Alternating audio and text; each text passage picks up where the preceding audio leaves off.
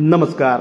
विदर्भातील भंडारा जिल्ह्यात गेल्या 2-3 दिवसापासून संततधार पाऊस पडत असल्या कारणाने वैनगंगेच्या पातळीत वाढ झाल्याचे आपण पाहू शकतो।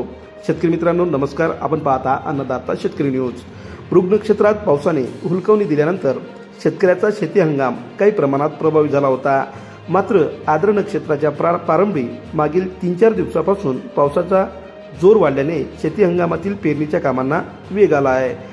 जून महिन्यात 189.3 मिलीमीटर पावसाची नोंद या ठिकाणी करण्यात आली आहे। यात सर्वाधिक भंडारा व साकोली तालुक्यात तर सर्वात कमी पावसाची नोंद मोहोळी तालुक्यात करण्यात आली आहे। जिल्ह्यात व लगतच्या प्रदेशात काही दिवसापासून सतत पाऊस कोसळत असल्याने वैनगंगेच्या पाणी पातळीत वाढ झाल्याने गोसे धरणातून पाण्याचा विसर्ग सुद्धा केला जात आहे। आजच्या घडीला पेरणीयोग्य पाऊस कोसळत असल्याने शेतकरी कामात व्यस्त आहे। जून या महिन्यात सरासरी 189.3 मिलीमीटर पावसाची नोंद या ठिकाणी करण्यात आली आहे।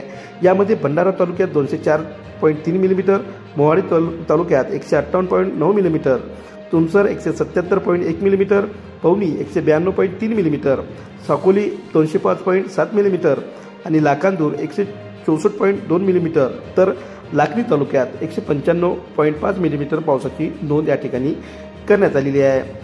भंडारा या जिल्ह्यात सरासरी पाऊस जो आहे तो 7.2 असा मिलीमीटरमध्ये पडलेला आपण पाहू शकतो। काही दिवसापासून सुरू असलेल्या मध्यम स्वरूपाच्या पावसामुळे जिल्ह्यातील नदी नाले आणि धरणाच्या पातळीत काही प्रमाणात वाढ झाल्याचे आपण पाहू शकतो आणि त्यामुळेच गोसेखुर्द धरणातून 80 क्युसेक पाण्याचा विसर्ग करण्यात आला आहे। जिल्ह्यातील आपत्ती व्यवस्थापन प्राधिकरण व भंडारा पाटबंधारे विभागाने या संदर्भात दिलेल्या माहितीनुसार गोसे धरणाचा पाणीसाठा 13.28% पर्यंत पोहोचला आहे।